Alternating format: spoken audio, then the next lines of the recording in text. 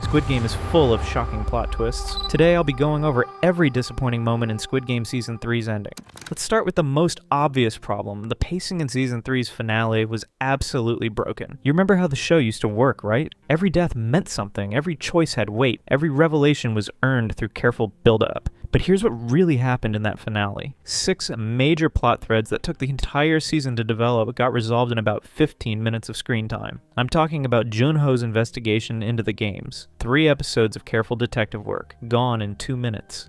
Inho's internal struggle between being the front man and protecting his brother, they wrapped that up with one conversation. And don't even get me started on No Yul's redemption arc. The show literally forgot how to tell a story properly. When Gi-hun made his final sacrifice, we needed time to process what that meant. Instead, we got a quick death scene and immediately cut to the next shocking moment. No breathing room, no emotional weight, just constant forward momentum that left viewers dizzy and confused. But here's what made it worse. The writers clearly knew these storylines needed more time. You could see it in how desperately they tried to cram exposition into dialogue. Characters started explaining their motivations out loud instead of showing them through actions. That's amateur hour stuff. Now let's talk about something that really bothered me. The technical execution in the finale was sloppy in ways that the show had never been before.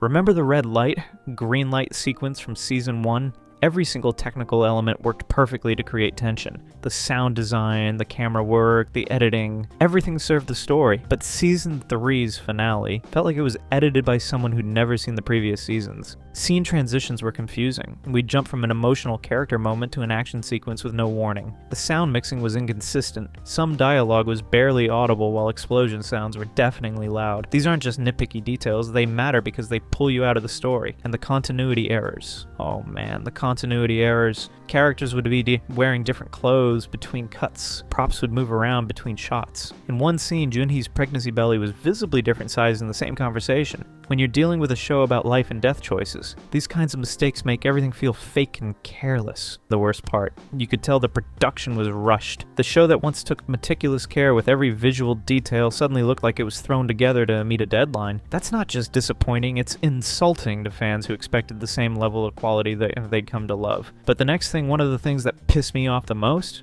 here's where things get really frustrating. The finale didn't just ignore character development, it actively destroyed it. Take Gi-hun.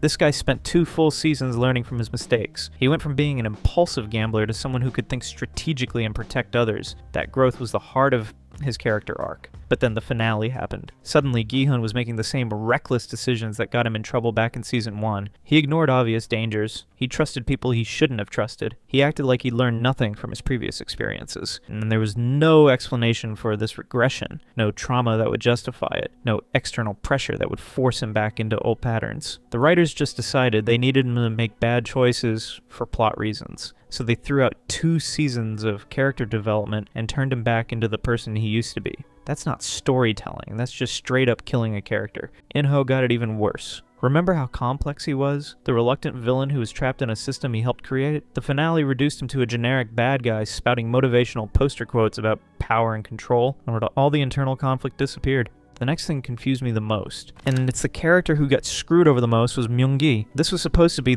the redemption story of the season. We saw him question the system, we watched him get some genuine connections with other players. The show spent serious time setting up his journey from selfish survivor to someone who might actually sacrifice himself for others. Every interaction hinted at the person he could become. You know what happened to all that development? Nothing. Absolutely nothing. Instead of the redemption arc we were promised, Myung-gi just died in a heartless moment. No big hero moment, no final act of kindness that justified all that build-up. He just got eliminated like any other player. All those episodes of character work were completely wasted. This is what happens when writers create complex characters but don't know how to pay off that complexity. They set up interesting storylines and then abandon them when they get inconvenient. It's lazy writing that treats characters like chess pieces instead of people. And here's the thing that really gets me.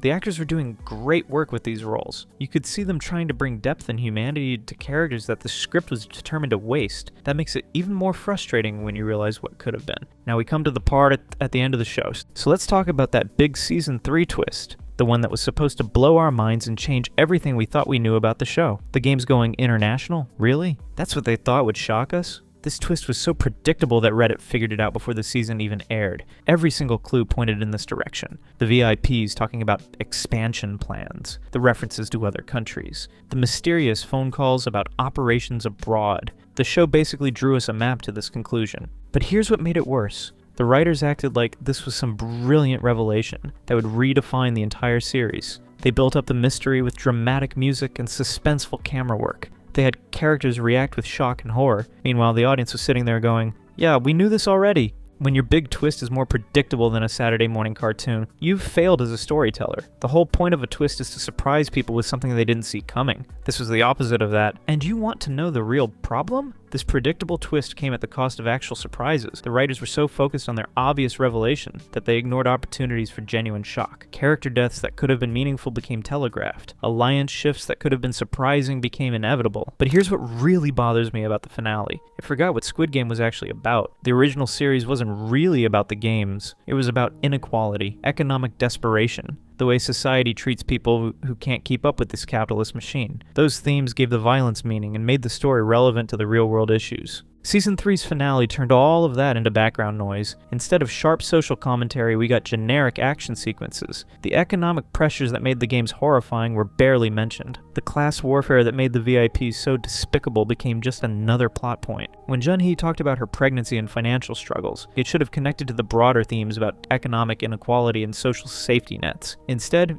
it was just personal drama. When players formed alliances, it should have reflected real-world power dynamics. But it was just strategy game stuff. The show that once made us think about real problems while entertaining us became just another death game series. And that's not just disappointing. It's a betrayal of everything that made Squid Game culturally significant. You know what happens when you abandon your core themes? Your story becomes hollow. All the violence and death becomes gratuitous instead of meaningful. Characters stop representing something bigger and just become individuals in a race to survive. Here's what really pissed me off about the ending. Instead of giving us closure after 3 seasons of investment, they decided to hold resolution hostage for future content. We got not 1, not 2, but 7 different cliffhangers. Junho's investigation was left unresolved. Inho's fate was left unclear. The international expansion was teased but not explored. Half the surviving characters' stories were left hanging in midair. This isn't clever storytelling, it's manipulation. The writers knew they had an audience invested in these characters and decided to exploit that investment.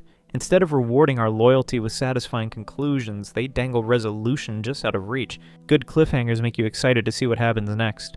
These cliffhangers felt like being told you can't have dessert until you eat your vegetables, except the vegetables are watching more seasons that might never get made.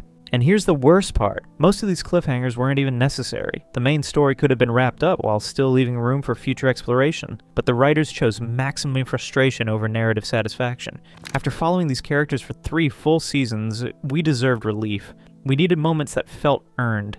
Emotional releases that justified all the pain and tension we'd experienced alongside these people. What we got instead was a finale that seemed afraid of its own emotions. Every time a scene started building toward a meaningful emotional moment, it got interrupted by action or cut short by plot demands. No time for reflection, no space for characters to process what they've been through. When Noyo finally found redemption, it should have been powerful enough to make us cry. Instead, it was rushed through so quickly that we barely had time to understand what was happening. When Gi-hun made his sacrifice, we should have felt the weight of everything he'd learned and lost. But there was no time to process the significance. The show forgot that emotional payoff isn't just about big dramatic moments. It's about giving the audience time to feel the impact of what they've witnessed. It's about honoring the investment people have made in these characters' journeys. Instead, we got a finale that treated emotion like an inconvenience that was slowing down the plot. Every feeling had to be rushed through to get to the next shocking moment. It's the storytelling equivalent of speedrunning a video game. You might hit all the plot points, but you miss everything that makes the experience meaningful. Let's count how many storylines got completely dropped in the finale. Actually, let's not. We'd be here all day. Junho's investigation. 3 episodes of building evidence, interviewing sources, and following in leads. All of it abandoned when the finale decided he was more interested in action sequences than the detective work. His carefully constructed case against the games was never mentioned again. Inho's relationship with his mother? Remember those emotional scenes where we learned about his family background and what drove him to become the frontman? The finale treated that character development like it never happened. He became a generic villain with no personal stakes. Junhee's pregnancy storyline was supposed to represent hope for the future and the moral complexity of bringing life into a corrupt world. Instead, it became just another source of physical vulnerability that got resolved with a quick medical scene. These weren't minor subplots, they were major emotional threads that gave the season its heart. When you abandon storylines this significant, you're essentially telling your audience that everything they invested in was meaningless. The most frustrating thing is that these storylines had obvious resolutions that would have been satisfying to watch. Jun-ho could have used his evidence to finally expose the games. In-ho could have been forced to choose between his role and his humanity. Jun-hee's pregnancy could have been the catalyst for systemic change. Instead, the writers just pretended these storylines didn't exist and hoped we wouldn't notice. That's not storytelling, that's narrative malpractice. Here's what really bothered me about the finale's handling of morality. The show completely lost track of its own value system. Earlier seasons had clear moral frameworks. We understood who represented what. The players were victims of an unjust system. The VIPs were callous exploiters. The guards were complicit enablers. These roles gave the story moral weight and helped us understand what we were supposed to feel about each character's choices.